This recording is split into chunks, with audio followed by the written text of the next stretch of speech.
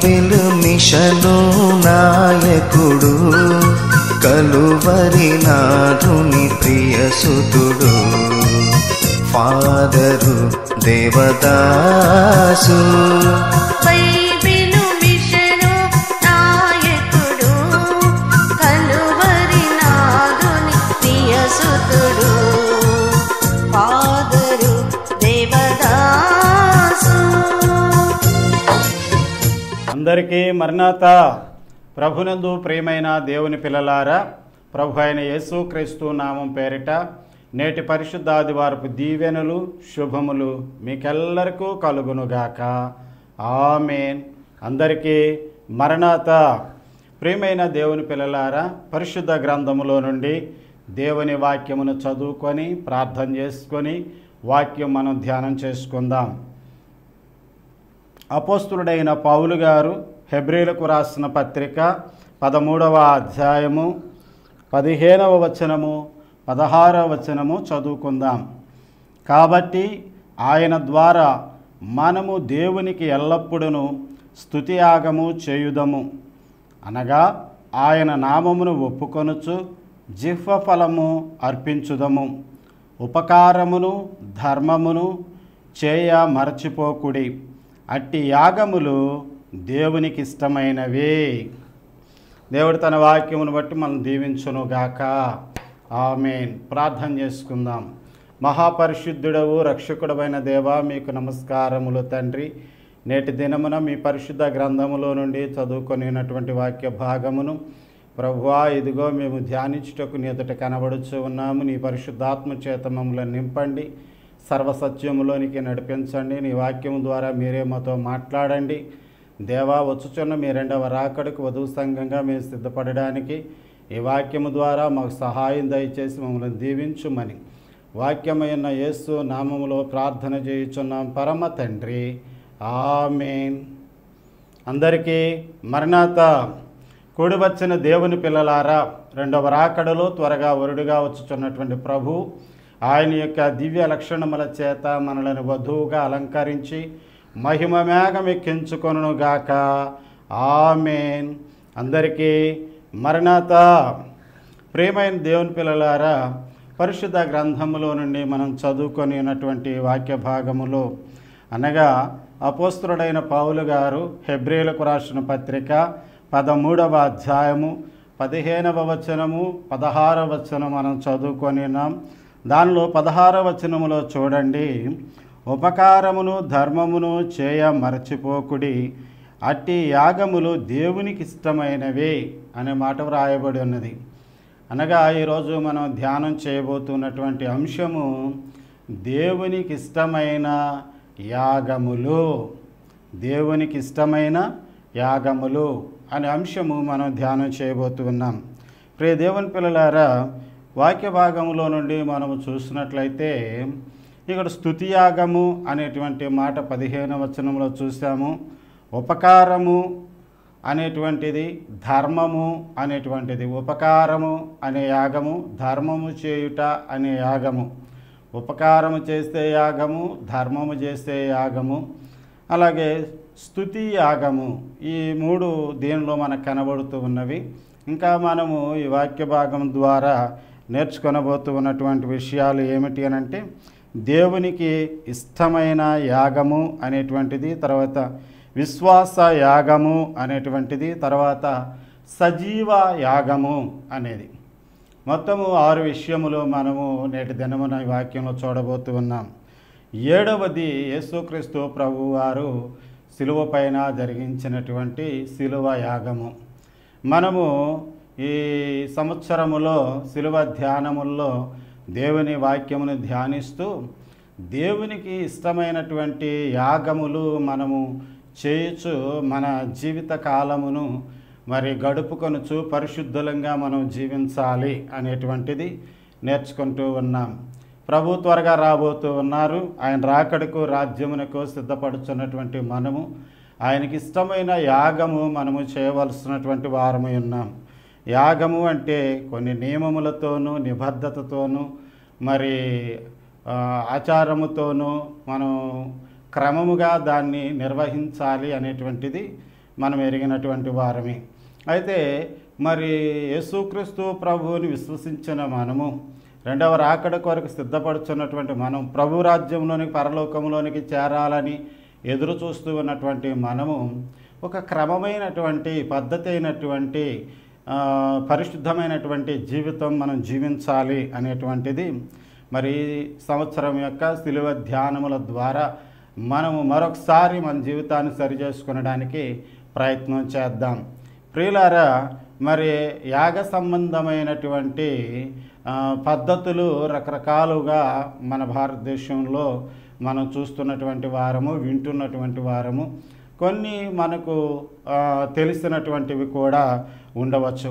నేనేమంటూ ఉన్నాను అంటే, మరి దైవ సంబంధమైనటువంటి అనగా దేవునికి ఇష్టమైనటువంటి యాగము మనకు యాగ సిద్ధిని కలుగజేస్తుంది, యాగ ఫలితాన్ని మనకు కలుగజేస్తుంది. కాబట్టి మన ఆధ్యాత్మిక జీవితము ఒక మరి క్రతువు నిర్వహిస్తున్నట్లుగా, ఒక యాగము మనము నిర్వహిస్తున్నట్లుగా, లేక ఒక యజ్ఞము మనము నిర్వహిస్తున్నట్లుగా మనము మన క్రైస్తవ జీవితాన్ని జీవించి మనము ప్రభు కొరకు రాకడకు సిద్ధపడవలసిన వారమై ఉన్నాము అనేది మనల్ని మనము సరిచేసుకొనడానికి ఆచరించవలసిన వారం, లేక పాటించవలసిన వారమై ఉన్నామంటున్నాను. ఓకే, ప్రియమైన దేవుని పిల్లలారా, వాక్య భాగంలోనికి వెళదాం. ఇక్కడికి వెళ్ళినట్లయితే హెబ్రీయులకు రాసిన పత్రిక 13వ అధ్యాయము 15వ వచనములో చూసినట్లయితే అక్కడ మనం ఇందాక చదువుకున్నాము, ఆయన ద్వారా మనము దేవునికి ఎల్లప్పుడూ స్తుతి యాగము చేయుదము అని. స్తుతి యాగము చేయుట అనేటువంటిది యేసుక్రీస్తు ప్రభువారిని మనం ఒప్పుకొనుచు జిహ్వ ఫలమును అర్పించేటువంటిది అని అక్కడ వివరము కూడా ఉన్నది. అనగా ఆయన నామమును ఒప్పుకొనుచు జిహ్వ ఫలమును అర్పించుదము అని. మన నాలుకతో, మన నోటితో దేవుని నామమును ఒప్పుకొనుట. యేసే రక్షకుడై ఉన్నారు, ఆయనే దైవ కుమారుడై ఉన్నారు, ఆయనే నా రక్షకుడై ఉన్నారు, నేను ఆయనను విశ్వసిస్తున్నాను, ఆయన నన్ను రెండవ రాకడలో పరలోకంలోనికి తీసుకొని వెళతారు, ఆయన మాత్రమే పాపములను పరిహారం చేయగలిగిన వాడు, యేసు నామములోనే రక్షణ ఉన్నది, యేసే మరి దైవము అయి ఉన్నారు, యేసు మాత్రమే మరి న్యాయము తీర్పు తీర్చేటువంటి న్యాయాధిపతి అయి ఉన్నాడు అని ఇలాగూ యేసుక్రీస్తు ప్రభువారిని గుర్చినటువంటి ప్రతి విషయాన్ని స్పష్టంగా మనము మన పెదవులతో హృదయపూర్వకంగా ఒప్పుకొనుట అనేటువంటిది దేవునికి స్తుతి చెల్లించేటువంటి యాగము వంటిది అనేది పౌలు గారు మనకు వివరిస్తూ ఉన్నారు. అనగా మనుషుల ఎదుట ఎవడు నన్ను ఒప్పుకుంటాడో, తండ్రి ఎదుట, దేవదూతల ఎదుట, మరి పరలోకంలో పరిశుద్ధుల ఎదుట నేను వారిని ఒప్పుకుంటాను అన్నటువంటి క్రీస్తు ప్రభు వారి యొక్క మాట ఈ స్తుతి యాగమునకు సంబంధించినదిగా కనబడుతూ ఉన్నది. అంటే మనము ఎవరిని అంగీకరించాము, ఎవరిని రక్షకునిగా మనము మరి అనుసరిస్తూ ఉన్నాము, ఎవరి ద్వారా మనము నరకమును అగ్నిగుండమును తప్పించుకొని పరలోకంలోనికి మనము చేరగలుగుతాము, ఎవరు మన ఆత్మకి శాంతిని దయచేయువారై ఉన్నారు అనేది మనము పలకవలసిన వారమై ఉన్నాం, సాక్ష్యము చెప్పవలసిన వారమై ఉన్నాం. యేసుక్రీస్తు ప్రభు ద్వారానే ఇవన్నీ జరుగుతాయి, ఆయన వలనే ఇవన్నీ జరుగుతాయి అనేటువంటిది మనము ఒప్పుకొనుట, స్తుతి యాగము చేయుట. అలాగే స్తుతి అనేటువంటి పదానికి వచ్చినట్లయితే యేసుక్రీస్తు ప్రభువారు లేక దేవుడు మనకు శరీర ఆత్మీయ మేలులు, కుటుంబపరమైన వ్యక్తిగతమైనవి, ఆయన మనకు చేస్తున్నటువంటి ప్రతి మేలును బట్టి దేవునికి కృతజ్ఞతాస్తుతులు చెల్లిస్తూ జీవించటము స్తుతి యాగములో ఒక భాగమై ఉన్నది. కాబట్టి మనము స్తుతి యాగము చేసేటువంటి వారముగా ఉండాలి అనేటువంటి విషయము మనము స్పష్టంగా తెలుసుకోవాలి. అలాగే ఇర్మియా గారి గ్రంథము 33వ అధ్యాయం 11వ వచనంలో చూసినట్లయితే ఈ స్తుతి యాగము చేసేటువంటి వాడు ఈ స్తుతులను దేవుని మందిరములోనికి తీసుకొని వచ్చి దేవునికి స్తుతి యాగము అర్పిస్తారు అనేటువంటి విషయము ఈ ఇర్మియా గారి గ్రంథం 33వ అధ్యాయం 11వ వచనంలో వివరించబడుతూ ఉన్నది. కాబట్టి దైవ మందిరములోనికి మనం వెళ్ళేటువంటి వారముగాను, మరి సంఘములో, సమాజములో దేవుని స్తుతించే వారంగా, ఘనపరిచే వారంగా మనం ఉండవలసిన వారమై ఉన్నాం. ఈ సంవత్సరం అంతా కూడా మనము దేవుడు చేస్తున్న మేలులను బట్టి స్తుతించడానికి మనము పూనుకున్న వారమైతే స్తుతి యాగము అనేటువంటిది మనం ఈ సంవత్సరం అంతా కూడా చేస్తున్నటువంటి వారం కాగలుగుతాం. ఈ స్తుతి యాగము వలన వచ్చినటువంటి ఫలితమును మనం అనుభవించగలుగుతాం. తద్వారా మనము శరీర శుద్ధి ఆత్మశుద్ధి పొందిన వారము, ప్రభు యొక్క రాజ్యములోనికి చేరుటకు అర్హత పొందుకున్న వారము కాగలుగుతాము. ఇది మనం గ్రహించుకోవాలి, పాటించాలి అంటూ ఉన్నాను. అలాగే రెండవదిగా చూస్తున్నట్లయితే హెబ్రీయులకు రాసిన పత్రిక 13వ అధ్యాయము 16వ వచనములో చూస్తే ఉపకార యాగము, ఉపకారమును మరి ధర్మమును చేయ మానుకోవద్దు, అట్టి యాగములు అనేటువంటి మాట వాడారు. ఇవి రెండుగా మనము విడగొట్టిన వారంగా ఉన్నాము.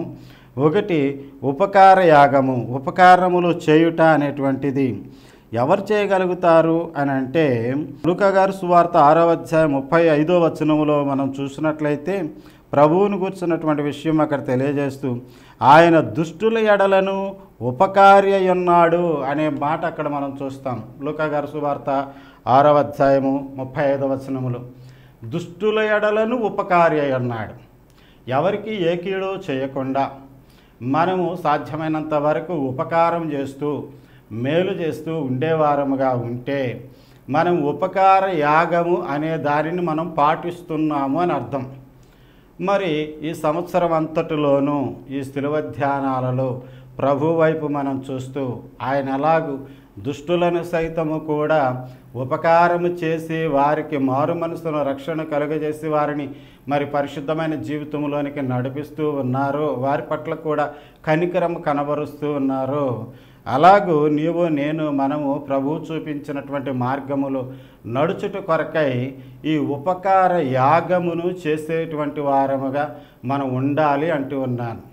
మరి ఈ అన్ని యాగములు కూడా ఈ సంవత్సరం కాలములో అనగా దేవుడు మనకి ఇచ్చినటువంటి సంవత్సరములో ఈ మండల కాలములో శిలువ ధ్యానములలో నేర్చుకుంటూ వాటిని పాటిస్తూ మన జీవితాన్ని కొనసాగించాలి. ఎప్పుడు ఏది మనము చేయాలో దాన్ని మనం అనుసరించి ముందుకు పోవాలి అనేటువంటి విషయము గుర్తు చేస్తూ ఉన్నాను. ఇక్కడ చూసినట్లయితే మరి యోహాను గారు రాస్తున్నటువంటి 3వ పత్రిక 1వ అధ్యాయం 8వ వచనంలో చూస్తే సత్యమునకు సహాయకులముగా మనం ఉంటాము అనేటువంటి విషయము మరి యోహాను గారు తెలియజేస్తున్నాడు. ఎవరు ఉపకారము చేసేవారుగా ఉంటారో వారు సత్యమునకు సహకారులుగా ఉంటున్నారంట. అంటే సత్యము నిలబడడానికి వీరు ఉపయోగపడుతున్నారు, వీరు మరి సహాయము చేస్తున్న వారు ఉంటున్నారండి. అది నువ్వు నేను అవ్వచ్చు కదా. మనము సత్యమునకు సహకారులుగా ఉండేటువంటి ఉపకార యాగము చేయుట మనకు దీవెనే కదా. కాబట్టి ప్రియమైన దేవుని పిల్లలారా, మనం యేసుక్రీస్తు ప్రభు వారు ఎలాగైతే ఉపకారములు చేస్తున్నటువంటి వారుగా ఉన్నారో, ఆయన ఉపకారిగా ఉన్నారో, అలాగూ ప్రభువును అనుసరించి మనము ఉపకార యాగము చేస్తున్న వారముగా మనము సత్యమును పాటించే వారంగా దానికి సహకారులుగా అది కొనసాగించబడడానికి మనము సహకరించేటువంటి వారంగా మన జీవితాన్ని కొనసాగించాలి అనేటువంటిది మనం చేయాల్సినటువంటి పని. అలాగే చూసినట్లయితే ఫిలోమోను పత్రిక 1వ అధ్యాయము 14వ వచనంలో చూసినట్లయితే బలవంతంగా కాకుండా స్వేచ్ఛగా మనము ఈ ఉపకారము చేయవలెను అనేటువంటి విషయము మరి దేవుని వాక్యంలో స్పష్టంగా మనం చూడగలుగుతూ ఉన్నాం. మనము సణుక్కుంటూనో లేకపోతే విసుక్కుంటూనో లేకపోతే ఇష్టం లేకుండానో ఉపకారం చేయటం కాదు, బలవంతంగా కాదు, స్వేచ్ఛగా ఉపకారము మనము చేస్తున్నటువంటి వారమైతే, శత్రువుకు సైతము మనము ఉపకారము చేస్తున్న వారముగా మనం ఉన్నట్లయితే అప్పుడు మనము దైవపుత్రులం కాగలుగుతాము, దైవరాజ్య అర్హతను పొంది ఉండగలుగుతాం. కాబట్టి ప్రియ దేవుని పిల్లారా, ఇటు జీవితం మనం జీవించాలి అనేటువంటిది మనము గ్రహించుకొని పాటించడానికి ప్రయత్నం చేయాలంటున్నాను. ఇక్కడ ఒక మాట నేను గుర్తు చేస్తాను. దైవజనులు దేవదాసయ్య గారు మరి బైబిల్ మిషన్కి కొన్ని ప్రాముఖ్యమైనటువంటి పునాది సంబంధమైనటువంటి మాటలు ఆయన తెలియపరిచిన వారు ఉన్నారు. ఏ మనుష్యుని కానీ ఏ మతమును కానీ దూషించరాదు, ద్వేషించరాదు అనే మాట అయ్యగారు తెలియపరిచిన వారు ఉన్నారు. తెలియని విషయములు దేవుణ్ణి అడిగి తెలుసుకోనండి అన్నారు. తర్వాత ఆయన మీతో చెప్పునది చేయుడి అనేటువంటి ఇవి దేవుడు నేడును మనకు కనబడును మాట్లాడును అనేటువంటిది బైబిల్ మిషన్ యొక్క మూల సిద్ధాంతములుగా ఉన్నవి. ప్రియులారా, మరి అయ్యగారు చెప్పినటువంటి మాట, దేవదాస్ అయ్యగారు చెప్పినటువంటి మాట, ఏ మనుషుని కానీ ఏ మతమును కానీ దూషించరాదు, ద్వేషించరాదు అనేటువంటిది. ఇది మనము పాటిస్తే ఏమవుతున్నామనంటే ఉపకారం చేస్తున్న వారం అవుతున్నాం, ఉపకార యాగము చేస్తున్న వారం అవుతున్నాం అంటున్నాను నేను. అలాగే హెబ్రీయులకు రాసిన పత్రిక 13వ అధ్యాయం 16వ వచనములో ఇంకొక విషయం, అనగా మూడవది యాగము ఏమిటి అని అంటే ధర్మము చేయో యాగము, ధర్మము చేసేవారంగా ఉండాలి. ఇక్కడ చూస్తున్నట్లయితే లూకా గారి సువార్త 11వ అధ్యాయము 41-42 వచనాల్లో చూసినట్లయితే అప్పుడు నీకన్నీయు శుద్ధిగా ఉండును అనే మాట మనం అక్కడ గమనించవలసి ఉన్నది. ఎప్పుడు మనం ధర్మం చేసేటువంటి వారం ఉంటే మనకు అన్నీ శుద్ధిగా మారిపోతాయి అనేటువంటిది. మరి మనకు అన్నీ శుద్ధిగా ఉండడం, పరిశుద్ధంగా ఉండటం అనేటువంటిది మనం ధర్మమును పాటించటం ద్వారా దేవుడు మనకు పరిశుద్ధతను ఇచ్చేవాడై ఉన్నారు అని దీని యొక్క భావమై ఉన్నది. కాబట్టి యేసుక్రీస్తు ప్రభువారు పరిశుద్ధముగా ఉన్నారు, ఆయన ధర్మమును పాటించారు, ఆయన చేసిన ప్రతి పని కూడా శుద్ధిగా ఉన్నది, పరిశుద్ధముగా ఉన్నది. ఎందుకంటే ఆయన ధర్మమును పాటించిన వారుగా ధర్మము చేయు యాగమును ఆయన ఖచ్చితంగా నెరవేర్చిన వారుగా ఉన్నారు. ఎక్కడ అధర్మము అనేటువంటిది చేయలేదు, ధర్మమునే పాటిస్తూ వచ్చారు. కాబట్టి మనము యేసుక్రీస్తు ప్రభువారి యొక్క అడుగుజాడల్లో నడుస్తున్నటువంటి వారముగా మన జీవితమును గడుపుకొనాలి. ఈ సంవత్సరములో ఈ శిలువ ధ్యానములో మనం నేర్చుకుంటున్నటువంటి విషయములు, ప్రభు జీవితం ద్వారా నేర్చుకున్నటువంటి విషయములు మనము పాటించేటువంటి వారముగా మనం ఉండాలి. ఇక్కడ ధర్మము చేయువారుగా ప్రభు ఉన్నారు, మరి మనము ధర్మం చేయువారుగా ఉండాలి. లూకా గారి సువార్త 12వ అధ్యాయం 33వ వచనంలో చూసినట్లయితే మరి ఎవరైతే ధర్మము చేయువారుగా ఉంటారో వారు పరలోకమందు ధనమును సంపాదించుకున్నవారుగా ఉంటారు అనేటువంటి అర్థము స్పష్టంగా ఈ వచనంలో తెలియజేయబడుతుంది. అపోస్తుల కార్యముల గ్రంథం 10వ అధ్యాయం మొదటి 2 వచనాల్లో చూసినట్లయితే కొర్నేలు గారిని గురించి దేవుడు మాట్లాడుతూ అంటాడు, ఇతడు తన ఇంటి వారందరితో కూడా బహుధర్మము చేయొచ్చు, ప్రార్థన చేయొచ్చు ఉన్నాడు అంటాడు. ఇతడు నీతిమంతుడు అనే విషయాన్ని మాట్లాడుతూ అక్కడ ఏమంటాడంటే తన కుటుంబం వారందరితో కలిసి బహుధర్మము చేయుచున్నటువంటి వాడుగా ఉన్నారు అనేది. కాబట్టి కుటుంబం అంతా కూడా దేవుని ఎడల భయభక్తులతో ప్రార్థనా జీవితం గడుపుచు ధర్మము చేయుట అనేటువంటిది కూడా వారు పాటిస్తున్నారు అని అంటే ఇది దేవుని అనుసరించేటువంటి జీవితము. కొర్నేలు గారిని గురించి దేవుడే ఇచ్చినటువంటి సాక్ష్యము మనము వాక్యంలో చూడగలుగుచు ఉన్నాం. ఈ జీవితము మనము కలిగి ఉండడానికి మరి ధర్మము చేస్తే యాగము మనము చేయవలసిన వారమై ఉన్నాం. అపోస్తలుడైన పౌలు గారు కొరింథీయులకు రాసిన 2వ పత్రిక 9వ అధ్యాయము 5వ వచనములో చూసినట్లయితే పిసినితనము అనేటువంటిది ఉండకూడదు అనే విషయము అక్కడ మాట్లాడుతున్నాడు. తర్వాత 13వ వచనంలో చూసినట్లయితే ఔదార్యము కలిగి మనము చేసి ఉన్నాము గనక దేవుడు మనకు యోగ్యతను కలుగజేస్తున్నాడు, ఈ యోగ్యత కలిగిన వాడు దేవుని మహింపరుస్తున్నాడు అనేటువంటి విషయాలను మరి పౌలు గారు తెలియజేస్తున్నాడు. కాబట్టి ధర్మము చేయు యాగమును ఎవరు పాటిస్తున్నారో వారు యోగ్యత కలిగిన వారుగా దేవుని మహింపరిచేవారుగా ఉంటున్నారు అనేది స్పష్టంగా వచనాలు మనకి వివరిస్తూ ఉన్నాయి. అలాగే 4వదిగా మనము చూసినట్లయితే అపోస్తలుడైన పౌలు గారు ఫిలిప్పీయులకు రాసిన పత్రిక 4వ అధ్యాయం 18వ వచనములో మనం చూసినట్లయితే దేవునికి ఇష్టమైనటువంటి యాగము అనేటువంటిది మాట్లాడుతూ అది ఏమిట్రా అని అంటే 16వ వచనంలో మనం చూస్తాం, మాటి మాటికి మా అవసరములను తీర్చుటకు మీరు సహాయం చేసి ఉన్నారు, అవి మనోహరమైనవి, సువాసనతో కూడినటువంటివి, ప్రీతికరమును దేవునికి ఇష్టమైనటువంటి యాగములు అని మాట్లాడుతున్నాడు పౌలు గారు. అంటే దైవ సేవకులకు దైవ సేవ నిమిత్తము సంఘము మాటి మాటికి వారి అవసరాలు తీర్చడం కోసము ధన సహాయం చేస్తున్నటువంటి వారుగా ఉన్నారు. వారు విసుగు కొనకుండా మేము ప్రతిసారి మీ కానుకలు ఇవ్వాలా, ప్రతిసారికి ప్రతి పనికి మేము ఇవ్వాలా అని చెప్పి సణుక్కోకుండా గొనుక్కోకుండా వారు దేవుని సేవకునికి దేవుని సేవకి వారు కానుకలను సమకూర్చి మాటిమాటికి వారు ఇచ్చి దైవ సేవలో సహకరించినటువంటి వారు ఉన్నారు. ఇది దేవునికి ఇష్టమైన యాగము అనే మాట అక్కడ పౌలు గారు వివరిస్తూ ఉన్నారు. కాబట్టి మనం ఈ శిలువ ధ్యానముల్లో ఈ సంవత్సరములో మరి దేవుని సువార్త పనిలో దైవ సేవకులైనటువంటి వారికి దైవ సేవ నిమిత్తము మాటిమాటికి మనము కానుకలు ఇవ్వాల్సి వచ్చినప్పుడు వాటిని ఇస్తూ దేవునికి ఇష్టమైన యాగము నేను చేయుచున్నాను అని సంతోషంతో మనము ఇచ్చినటువంటి వారముగా ఉంటే ఈ యాగ ఫలమును యాగ సిద్ధిని మనకు దేవుడు అనుగ్రహిస్తారు. దీని ఫలితము మనము మన కుటుంబము బిడ్డలు అనుభవించేటట్లుగా దేవుడు దీవించేవారుగా ఉన్నారు. అది మనం గ్రహించుకోవాలి, పాటించాలి అంటున్నాను.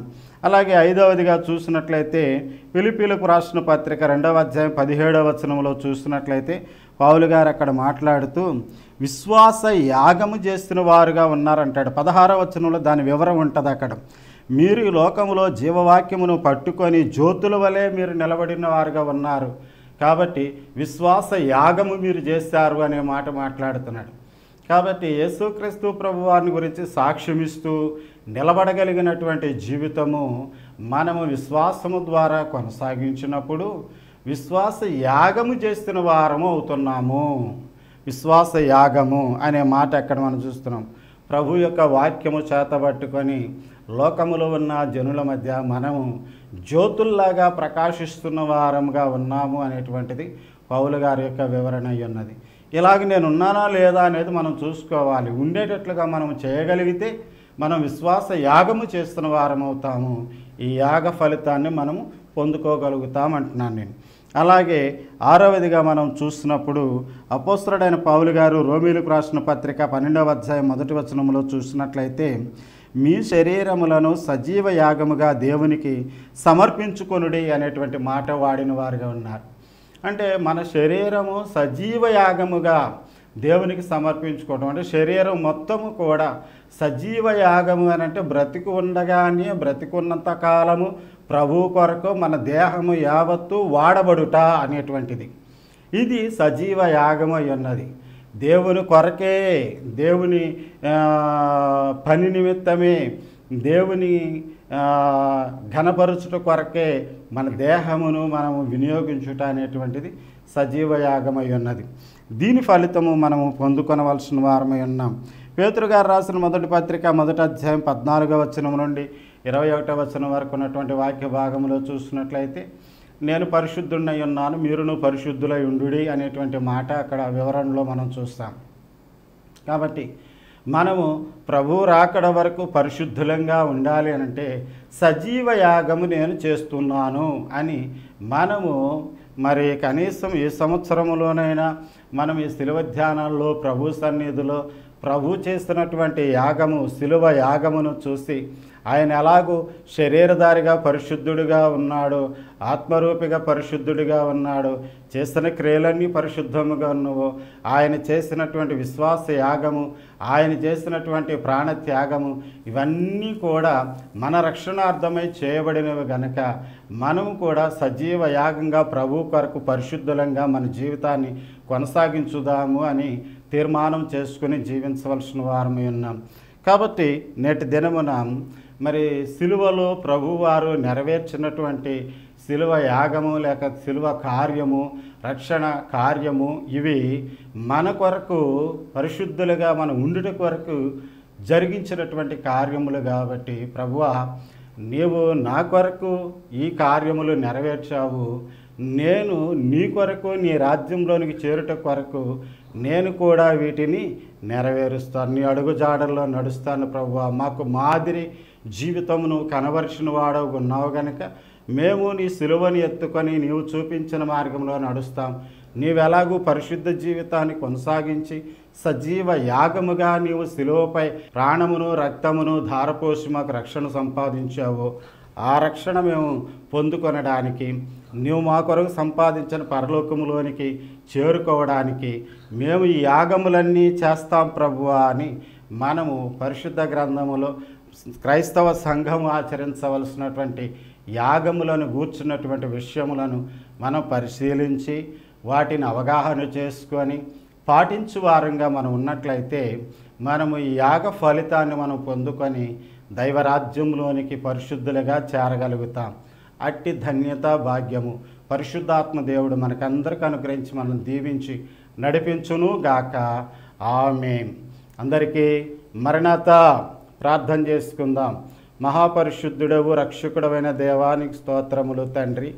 దేవా, నేటి దినమున దేవునికి ఇష్టమైన యాగములు అనే అంశము దేవా పరిశుద్ధ గ్రంథములో నుండి మేము ధ్యానించుటకు మా జీవితములను సరిచేసుకొనుచు ఎప్పుడెప్పుడు ఏ విధమైన యాగము ప్రభువా మేము చేసి యాగ సిద్ధిని మేము పొందుకొని దైవరాజ్యములోనికి చేరవలసి ఉన్నదో వాటన్నింటినీ మేము గ్రహించుకొని మా జీవితములో నాయన సమయానుకూలముగా ఈ యాగములను పాటించిన వారముగా ఉండి ప్రతిఫలము పొందుకునే భాగ్యము మాకు దయచేయమని వేడుకుంటున్నాం. ఈ సంవత్సరములో శిలువ ధ్యానముల ద్వారా మేము ధ్యానిస్తున్నటువంటి సమస్తమైనటువంటి విషయములను అనుభవపూర్వకంగా మేము కలిగి ఉండినట్లుగా పాటించి త్వరగా వస్తున్న నీ రాకడకు మేము పరిశుద్ధులంగా సిద్ధపడే ధన్యత మాకు దయచేయమని త్వరగా వరుడిగా వచ్చుచున్న యేసు నామములో ప్రార్థన చేయుచున్నాం పరమ తండ్రి.